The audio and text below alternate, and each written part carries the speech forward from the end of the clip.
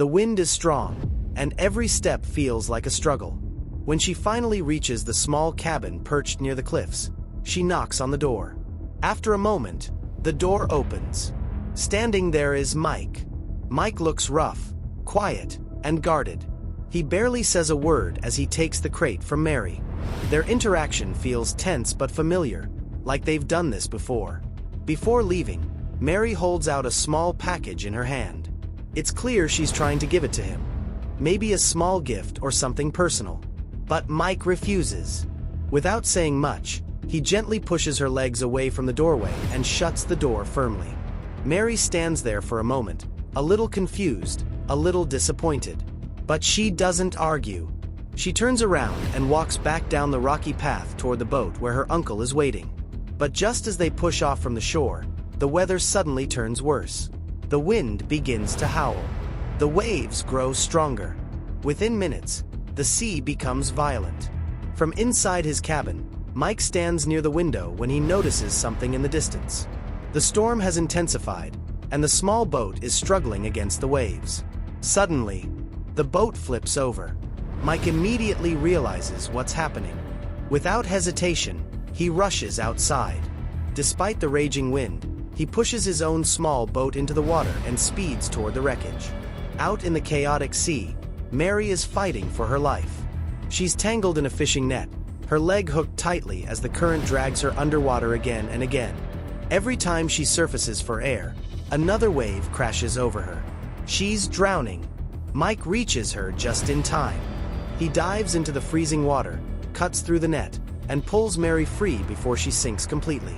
With great effort, he drags her back to his boat. But there's still one more person. Her uncle. The water is too violent. There was nothing he could do. It's already too late. Mary's uncle drowns. Mike has no choice but to return to shore with Mary. Back at his cabin, he carries her inside and lays her down. She's injured, exhausted. Mike cleans the wounds carefully. He disinfects them, wraps bandages around them, and makes sure the bleeding stops. He doesn't speak much, but his actions show quiet care. Later that night, Mary rests in the bed while Mike sleeps on the couch nearby. At some point during the night, Mike quietly steps outside, possibly to check the storm damage. After some time passes, Mary wakes up. She slowly gets out of bed, limping, clearly still in pain. She looks around the cabin nervously, moving carefully as she searches through the small space. She doesn't really know this man. And after everything she just went through, she doesn't know if she should trust him. While searching, she opens one of the drawers and finds a knife. It's sharp and clearly not just a kitchen tool. Mary stares at it for a moment. Then she takes it. She returns to the bed and hides the knife under her pillow. Not long after, Mike comes back inside. The moment he walks in, he pauses slightly. His eyes scan the room. Something feels off to him. It's almost like he can sense that Mary has been moving around while he was gone. But he doesn't say anything. He simply sits down quietly, pretending not to notice. Later that night, Mary suddenly wakes up again, this time from a nightmare. She's breathing heavily, clearly reliving the trauma of the storm and her uncle's death. Mike hears her and immediately gets up from the couch to check on her. But the moment he approaches, Mary panics. She quickly grabs the knife from under the pillow and attacks him. But Mike reacts instantly. With calm, controlled movement, he stops her without hurting her. He disarms her easily, showing the kind of reflexes that suggest serious training. But instead of getting angry, instead of yelling, Mike does something unexpected. He calmly shows her how to hold the knife properly. He adjusts her grip. He positions her hand correctly. He teaches her how to use it to defend herself. It's a quiet but powerful moment. Mike clearly understands fear, and instead of punishing her for it, he respects it.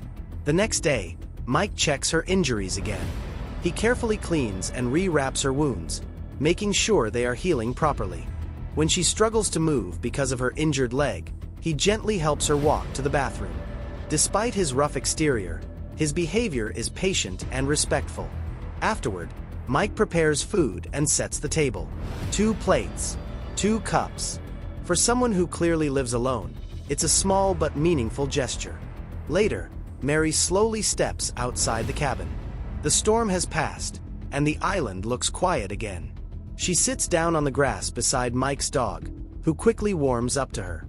The dog rests comfortably beside her, giving her a rare moment of calm after everything that's happened.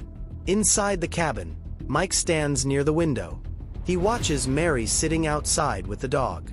His expression is thoughtful, almost conflicted. He never planned to have someone else in his life again. But now there's a girl sitting outside his home who has lost everything. And even though he hasn't said it out loud yet, it's clear that Mike has already decided one thing. For now, she's under his protection. But that peace doesn't last long. Inside the cabin, Mike finally breaks his routine. For the first time, he prepares to leave the island. Mary's injuries will need medicine soon, and the small supplies he has won't be enough. He grabs a worn jacket, checks a small bag of essentials, and quietly heads toward his boat. Mary notices him leaving. She doesn't ask questions. She simply watches. Meanwhile, Mike reaches the mainland. He moves through the small coastal town carefully, keeping his head low. Something about the way he walks suggests he's used to staying unnoticed. He buys food, bandages, and medicine from a small store, avoiding unnecessary conversations. But what Mike doesn't realize is that the world has changed since he disappeared. Cameras are everywhere. As he steps into a pharmacy, a security camera quietly captures his face. Miles away, inside a government surveillance center, an advanced monitoring system begins analyzing camera feeds from across the country. The system flags Mike's face instantly. An analyst named Roberta notices the alert. At first, she thinks it's a mistake. The system has just identified someone who's supposed to be long gone. But after running the facial match again, she confirms it. The man buying supplies in a small-town pharmacy is Mike, a former elite operative who vanished years ago.